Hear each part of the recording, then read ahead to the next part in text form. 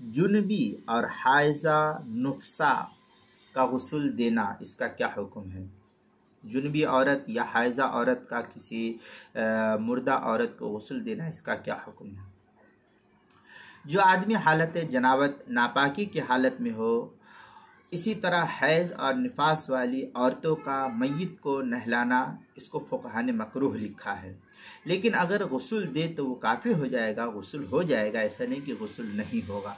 चुनांचे हिंदिया में है, वलौ कानल गासिल जुनुबन औ हाइदन औ काफिरन जाजा वयकरहु कदाफी मेराज गिराया। इस तरीके की इबारत फतावा हिंदिया की पहली जिल्द सफ़ा 159, फतावा शामी जो ज़करिया बुक देवबंद का हिंदी नुस्खा उसकी तीसरी जिल्द सफ़ा 95 और बैरूत का छपा हुआ नुस्खा फतावा शामी का उसकी तीसरी जिल्द सफ़ा 89, फतहुल क़दीर दूसरी जिल्द सफ़ा 112, अल जौहरतुन नय्यरा पहली जिल्द सफ़ा 150, तहतावी अला मराक़िल फ़लाह उसके सफ़ा 312, बहिश्ती ज़ेवर सफ़ा हिस्सा नंबर 2 सफ़ा नंबर 54, किताबुल मसाइल जिल्द नंबर 2 सफ़ा नंबर 50 पर इसको नकल किया गया है।